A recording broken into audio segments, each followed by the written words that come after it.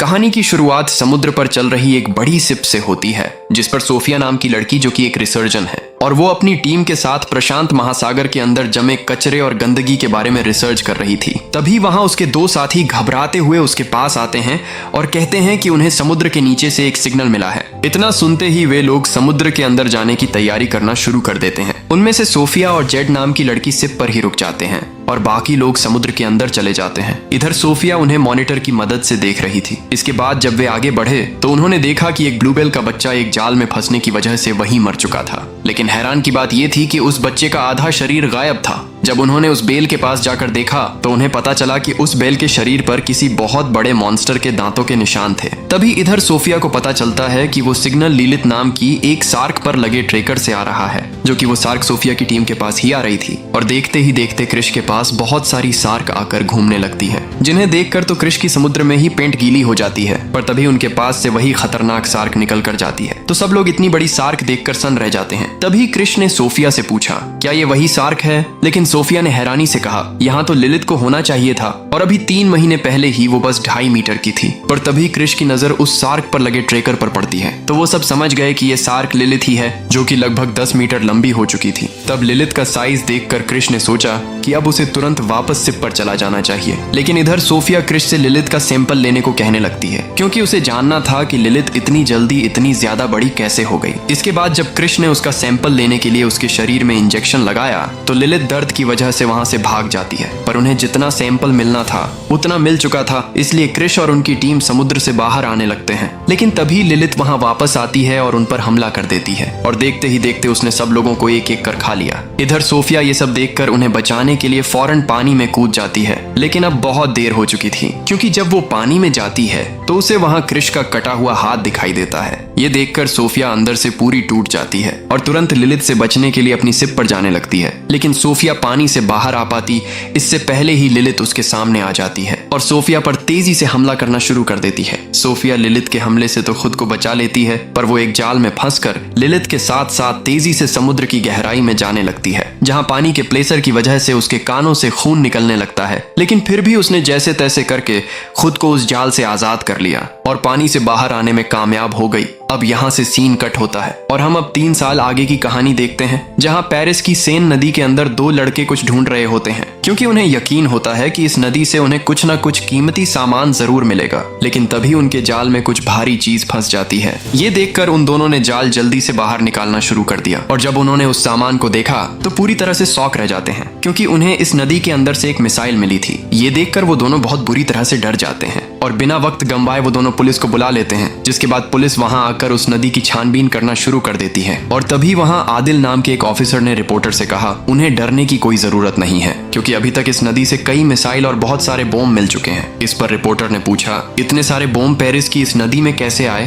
तो आदिल ने कहा, ये बॉम्ब बोल टुके हैं जो पानी में बहते हुए इस नदी तक आ गए, पर उन्हें टेंशन लेने की कोई जरूरत नहीं है, क्योंकि ये बॉम्ब और मिसाइल सब खराब हो चुके हैं। इसके बाद हम अब सोफिया को देखते हैं, जिसने सार्क पर रिसर्च करना छोड़ दिया था और अब वो बच्चों को समुद्र जीवों के जीवन के बारे में जानकारी देती है। सोफिया समुद्र के जीवों के बारे में जानकारी दे ही रही थी कि तभी एक शरारती बच्चे ने उसे ताना मार दिया। यही सब करते करते आपकी पूरी टीम खत्म हो गई थी और फिर भी आप हमें ज्ञान दे रही हैं। ये सुनकर सोफिया को काफी बुरा लगता है और वो उदास होकर अपने घर जाने लगती है। लेकिन तभी वहाँ मिका नाम की एक लड़की आकर उसे रोक लेती है, पर सोफिया उसे इग्नोर करके वहाँ से जाने ही वाली होती है कि तभी मिका ने मिकन सेबन का नाम लिया और इस नाम को सुनकर सोफिया पूरी तरह से हैरान रह जाती है, क्योंकि ये उसी ट्रेकर का नाम था जो उन्होंने लिलित पर लगाया था। इसके बाद मिका सोफिया को अपने ऑर्गेनाइजेशन में ले जाती है, जहां वो सार्क्स पर रिसर्च किया करती थी। इसके बाद मिका ने बताया कि सोफिया इन लोगों की रोल मॉडल है और उसी की रिसर्च से वो इतना कुछ कर पाए हैं। इसके बाद बिल ने उसे लिलित की लोकेशन बताई, जो कि अब सेन नदी में आ चुकी थी। लेकिन सोफिया को उसकी बातों पर बिल्कुल भी भरोसा नहीं था, क्योंकि उसके हिसाब से लिलित फ्रेश वाटर में जिंदा नहीं रह सकती। इस पर मिका उससे कहती है कि शायद क्लाइमेट चेंज होने की वजह से लिलित यहाँ तक आ गई होगी और हमें उसे किसी भी कीमत पर समुद्र के गहरे पानी में वापस भेजना होगा, नहीं तो सेन नदी के फ्रेश वाटर में इसकी मौत भी हो सकती है। लेकिन मिका ने कहा कि सोफिया को इस काम में उसका साथ देना पड़ेगा, पर सोफिया उसका साथ देने से मना कर देती है और वहां से सीधा अपने घर चली जाती है। इसके बाद वो घर आने पर अपने लैपटॉप में उन आखिरी वीडियो को देखने लगती है जब उसकी टीम पर लिलित ने हमला किया था, जिन्हें देखकर वो काफी इमोशनल हो जाती है। लेकिन इसके बाद जैसे ही उसने अपने लैपटॉप पर लिलित की लोकेशन देखी तो वो पूरी तरह से हैरान रह जाती है, क्योंकि लिलित सच में सेन सेन नदी में आ चुकी थी और अब लिलिथ पेरिस के लोगों के लिए खतरा बन चुकी है। इसलिए सोफिया लिलिथ को पकड़ने का फैसला कर लेती है। दूसरी तरफ मिका और बिल लिलिथ की लोकेशन को ट्रैक करते हुए सेन नदी में पहुंच जाते हैं, जहां जब मिका ने पानी के अंदर छलांग लगाई तो उसे अंदर हाल ही में क्रैश हुई एक कार मिलती है, जिस पर बहुत बड़े जानवर के दांतों के निशान बने हुए थे। तभी ऊपर बिल ने देखा कि वहां पुलिस आ गई थी। ये देखकर वो फौरन मिका की रस्सी खींचना शुरू कर देती है, लेकिन मिका ने उस रस्सी को काट दिया था। पर पुलिस के डर से बिल बोट लेकर वहां से भाग जाती है और इधर जब मिका पानी से बाहर आती है तो वो पुलिस के हाथ लग जाती है। अब पुलिस मिका से पूछताछ करने के लिए उसे अपने साथ ले जाने लगती है। इसी बीच सोफिया लिलिथ को ट्रैक करते हुए उस जगह पहुंच जाती है जहां से पुलिस मिका को पकड़कर अपने साथ ले जा रही थी। तब आदिल बोट को लेकर एल्जल नाम की एक जगह जाता है, जहां उसका दोस्त एडबिड उसका इंतजार कर रहा था और आदिल उसे कुछ सामान देकर सीधा पुलिस स्टेशन निकल जाता है। जबकि इधर सोफिया उस जगह पहुंचती है तो उसे वहां कोई भी नहीं मिलता, लेकिन एडबिड का कुत्ता उस पानी को देखकर जोर जोर से भौंक रहा था। सोफिया को यह देखकर बहुत अजीब सा लग रहा था, जैसे कि यहाँ कुछ गलत हुआ हो, पर वो इसे इग्नोर करके अपने घर निकल जाती है। अब अगली सुबह आदिल मिका से पूछता है, तुम उस नदी के अंदर क्या कर रही थी? इस पर मिका ने बताया कि सेन नदी में एक बहुत ही खतरनाक शार्क घूम रही है, पर आदिल को उसकी बातों पर बिल्कुल भी यकीन नहीं हो रहा था। दूसरी तरफ जब सोफिया लिलिथ को ट्रैक कर रही थी तभी अचानक से उसे आदिल की कॉल आती है और जब आदिल उससे मिलने आता है तो उसे पता चलता है कि आदिल को कॉल करने के लिए मिका ने कहा था। तभी आदिल ने नदी में मिली एडबिड की बॉडी को देखा, जिसका आधा शरीर गायब था। ये देखकर वो सोफिया से पूछता है, क्या इस पर शार्क ने हमला किया है? फिर सोफिया ने उसे कुछ देर देखने के बाद कंफर्म किया कि इस पर हमला लिलिथ ने ही किया है। इसके बाद हम आदिल के ऑफिस को देखते हैं, जहां आदिल ने मिका और सोफिया को पुलिस चीफ से मिलवाया। वहां मिका ने उन्हें बताया कि सेन नदी में एक जानलेवा शार्क घूम रही है, लेकिन बाकी लोगों की तरह पुलिस चीफ को भी उन दोनों पर बिल्कुल भरोसा नहीं होता है। उसे लगता है कि एडबिड की मौत बोट की ब्लेड में फंसने से हुई है। साथ ही उसने आदिल से उस शार्क का प्रूफ लाने को कहा। इसके बाद आदिल चीफ के ऑर्डर पर अपनी एक टीम बनाकर सेन नदी में शार्क को कंफर्म करने के लिए जाने लगता है। इसी बीच आदिल सोफिया को भी अपने साथ ले जाने को कहता है, क्योंकि उसके पास लिलिथ की लोकेशन थी। इसके बाद वो सब लिलिथ की लोकेशन की तरफ बढ़ना शुरू कर देते हैं और वहीं मिका भी उनका पीछा कर रही थी। अब लोकेशन पर पहुंचने के बाद आदिल अपने साथियों को नीचे नदी में भेज देता है। इधर सोफिया और आदिल उन्हें ऊपर से गाइड करने लगते हैं। इधर मिका भी वहीं पहुंच जाती है, पर मिका सोचती है कि ये लोगों की जान बचाने के लिए उस शार्क को पकड़कर मार देंगे। इसलिए उसने तुरंत अपनी दोस्त बिल को कॉल किया और जल्दी से शार्क पर लगा ट्रैकर डिस्कनेक्ट करने को कहा। इस पर बिल का कहना था कि अगर उन्होंने ट्रैकर को डिस्कनेक्ट कर दिया तो उसे दोबारा कनेक्ट करना नामुमकिन होगा, लेकिन फिर भी मिका के बार बार कहने पर बिल ने उस ट्रैकर को डिस्कनेक्ट कर दिया। लेकिन जब पुलिस उस लोकेशन को देख रही थी तो अचानक से उस शार्क की लोकेशन आना बंद हो गई और सोफिया को भी समझ नहीं आ रहा था कि आखिर लोकेशन दिखना बंद क्यों हो गई। लेकिन तभी पानी के नीचे उन्हें बहुत बड़े जानवर के आने का एहसास होने लगता है। ये देखकर आदिल तुरंत अपनी टीम को रस्सी की मदद से ऊपर खींचना शुरू कर देता है। खुशकिस्मती से लिलिथ के हमले से पहले ही वे लोग ऊपर बोट पर आ जाते हैं। वो सभी बहुत ज्यादा घबराए हुए थे, क्योंकि उन्हें यकीन हो चुका था कि पानी में कुछ बड़ा जीव जरूर है।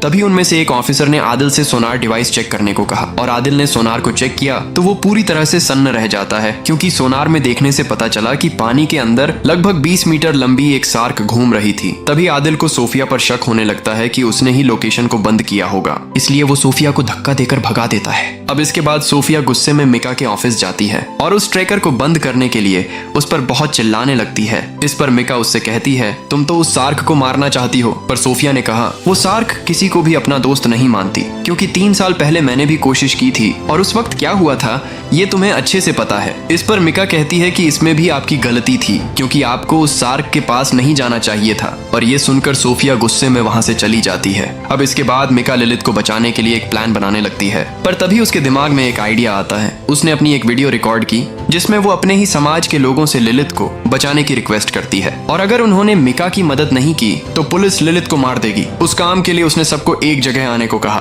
और वो इस वीडियो को इंटरनेट पर डाल देती है। दूसरी तरफ आदिल चीफ को समझाता है कि हमें उस नदी को पब्लिक के लिए बंद करना होगा। इस पर चीफ आदिल से कहती है कि 1 हफ्ते बाद यहाँ त्रियत नाम का एक इवेंट होने वाला है, इसके लिए शहर तैयार नहीं हो पाएगा, पर फिर भी हम कल उनसे बात करने के लिए चलेंगे। इसके बाद आदिल अपने घर आकर सोशल मीडिया पर सोफिया की वीडियो देखने लगता है। उन वीडियो से उसे सोफिया की टीम और उसके हस्बैंड के साथ हुए उस हादसे के बारे में पता चला और ये देखकर उसे अपनी गलती का एहसास हो जाता है। इसलिए अगले दिन आदिल सोफिया के ऑफिस जाकर उससे माफी मांगता है और उसने सोफिया को मेयर के साथ होने वाली मीटिंग में साथ चलने को कहा। इस पर सोफिया भी उसके साथ चलने के लिए रेडी हो जाती है। इसके बाद वो सब मेयर के ऑफिस चले जाते हैं, जहां पुलिस चीफ ने मेयर को बताया कि सेन नदी में एक बहुत खतरनाक शार्क घूम रही है, लेकिन मेयर उसकी बातों को ज्यादा सीरियस ना लेते हुए कहती है, कुछ ही दिनों बाद यहाँ ड्यूथलोन की चैंपियनशिप होगी और दुनिया भर से रिपोर्टर इस इवेंट को कवर करने के लिए आएंगे। इसमें हजारों लोग हिस्सा लेने वाले हैं, इसलिए मैं इस इवेंट को बिल्कुल भी नहीं रोकूंगी क्योंकि इस इवेंट का बजट मिलियंस में है।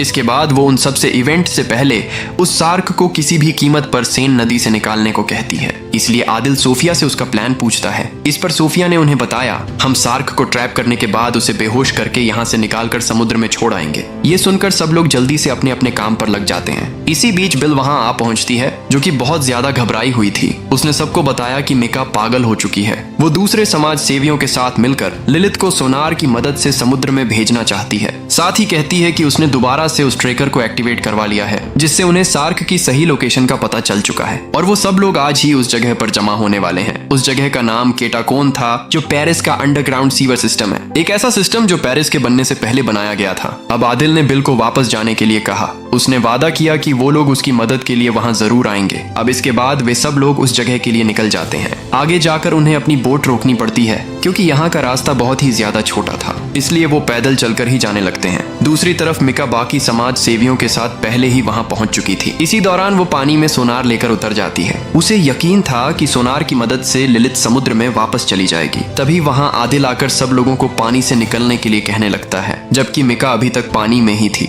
तभी वहां लिलित आ जाती है जो कि अब पहले से ज्यादा बड़ी हो चुकी थी और उसे देखकर वहां मौजूद लोग डरने लगते हैं। इसी बीच लिलित का एक छोटा बच्चा मिका के पास आ जाता है जिसे मिका बड़े प्यार से छूने लगती है, लेकिन सोफिया उसे ऐसा करने से मना करती है क्योंकि लिलित इससे डर जाएगी। पर मिका ने उसकी बात नहीं मानी, इसलिए लिलित गुस्से में पानी के नीचे चली जाती है। ये देखकर आदिल फौरन मिका को बचाने के लिए पानी में कूद जाता है, पर इससे पहले कि आदिल मिका को बचा पाता उससे पहले ही लिलित ने मिका पर हमला कर दिया और उसे वहीं पर खा जाती है। ये डरावना मंजर देखकर लोग घबराते हुए इधर उधर भागना शुरू कर देते हैं। अब पुलिस ऑफिसर जैसे तैसे करके कुछ लोगों को तो बचा लेते हैं, पर बाकी लोगों के साथ साथ कुछ पुलिस ऑफिसर भी शार्क का शिकार बन जाते हैं और इसी बीच बिल को भी एक शार्क खा जाती है। इतने लोग मरते देख आदिल गुस्से में शार्क पर फायरिंग करना शुरू कर देता है जिससे शार्क वहां से भाग जाती है। इसके बाद जो बाकी लोग बचे हुए थे उन्हें हॉस्पिटल ले जाकर उनका इलाज करवाया जाता है, लेकिन इतने सारे लोगों को मरता देख सोफिया सदमे में चली गई थी। तब आदिल उसके पास आकर उसे समझाता है, तुम्हारी इसमें कोई गलती नहीं थी क्योंकि तुम तो उनकी मदद करना चाहती थी। इसके बाद वहाँ एक ऑफिसर आकर आदिल को कुछ बताती है जिसे सुनकर वे सब लोग वापस उसी जगह जाते हैं जहाँ उन्हें शार्क का एक छोटा बच्चा मिलता है जो कि आदिल की फायरिंग की वजह से मर चुका था। इसके बाद वो उस शार्क को उठाकर लैब में ले आते हैं जहाँ सोफिया उस शार्क पर रिसर्च करना शुरू कर देती है। रिसर्च के दौरान उन्हें पता चला कि शार्क ने फ्रेश वाटर में रहने के लिए खुद को काबिल बना लिया है। अब सोफिया जब उस शार्क का पेट काटती है तो उसमें से कई छोटे छोटे शार्क के बच्चे बाहर निकल आते हैं। ये देखकर सोफिया पूरी तरह से हैरान रह जाती है क्योंकि ये शार्क सिर्फ 2 महीने की है, यानी बहुत छोटी है। इसके बाद थोड़ा और रिसर्च करने के बाद सोफिया को पता चलता है कि शार्क अर्थोनोजेनोसिक तरीके से बच्चे पैदा कर रही है जिसमें प्रोड्यूस करने के लिए मेल पार्टनर की जरूरत नहीं पड़ती। सोफिया आदिल को बताती है कि लिलित शार्क की बिल्कुल एक नई नस्ल बन गई है और वो तेजी से अपनी तादाद बढ़ा रही है। अगर हमने उसे खत्म नहीं किया तो वो एक दिन हम सबको मिटा देगी। ये सुनकर आदिल पूरी तरह से सन्न रह जाता है। अब अगली सुबह सोफिया और आदिल ये सब जाकर मेयर प्रेसिडेंट को बताते हैं और जल्दी से इस इवेंट को कैंसिल करवाने को कहते हैं, लेकिन मेयर ऐसा करने के लिए तैयार नहीं होती। वो उल्टा लोगों की मौत का जिम्मेदार सोफिया को बताने लगती है। ये सुनकर सोफिया को बहुत ज्यादा गुस्सा आ जाता है और वो मेयर पर चिल्लाने लगती है। ये देखकर मेयर को भी बहुत ज्यादा गुस्सा आ जाता है और वो तुरंत सोफिया को अपने ऑफिस से निकाल देती है। इसके बाद मेयर आदिल से कहती है, सारा मामला आर्मी संभालेगी, इसलिए तुम्हें कुछ करने की बिल्कुल भी जरूरत नहीं है। लेकिन इसके बावजूद भी सोफिया और आदिल एक प्लान बनाते हैं। इसके बाद आदिल अपनी टीम से मदद मांगता है। हमें अपने शहर को बचाने के लिए सभी शार्कों को खत्म करना होगा। इस पर उसकी टीम उसका साथ देने के लिए राजी हो जाती है, लेकिन उस इवेंट के शुरू होने में सिर्फ कुछ घंटे ही बचे थे। फिर पूरी टीम को सोफिया और आदिल अपना प्लान समझाते हैं। उनका प्लान ये था कि वे लोग केटाकोन पर बम लगाकर उसे उड़ा देंगे जिससे वहां मौजूद सारी शार्क खत्म हो जाएंगी। अब आदिल अपनी टीम को 2 हिस्सों में बांट देता है। उनमें से एक टीम बम लेकर अंदर जाएगी और दूसरी टीम बोट पर उनका इंतजार करेगी क्योंकि उन बम के एक्टिवेट होने के बाद उनके पास सिर्फ 3 मिनट का ही टाइम रहेगा। इसके बाद पूरी प्लानिंग के साथ वे सब लोग इस मिशन पर निकल जाते हैं। दूसरी तरफ इवेंट भी कुछ देर में स्टार्ट होने वाला है। तभी वहां मेयर आकर सभी लोगों को हौसला देने लगती है। इसके बाद मेयर के कहने पर सभी लोग पानी में कूदना शुरू कर देते हैं। दूसरी तरफ आदिल और उसकी टीम केटाकोन पहुंच चुके थे जहां लिलित ने अपना ब्रीडिंग प्लेस बनाया हुआ था। शार्क से बचने के लिए सोफिया के पास एक मशीन होती है जिससे शार्क उनके पास नहीं आती है। तभी सोफिया को वहां कुछ अजीब सा फील होता है क्योंकि लिलित वहां नहीं थी। लेकिन फिर भी वे लोग 2 जगह बम लगा देते हैं। वे लोग बम लगाकर यहाँ से जाने ही वाले होते हैं कि तभी अचानक से सार्क वहाँ आकर एक ऑफिसर को खा जाती है। ये देखकर वहाँ मौजूद बाकी सार्क भी उसे खाना शुरू कर देती हैं। ये देखकर सब टीम मेंबर बहुत बुरी तरह से डर जाते हैं। इसके बाद उन सार्क को देखने के लिए जब आदिल ने फ्लेयर जलाई तो वो लोग उनकी तादाद देखकर बहुत ज्यादा हैरान रह जाते हैं, क्योंकि सार्क की तादाद हजारों में थी। पर दिक्कत ये थी कि सार्क ने जिस ऑफिसर पर हमला किया था, बम का ट्रिगर डिवाइस उसी के पास था।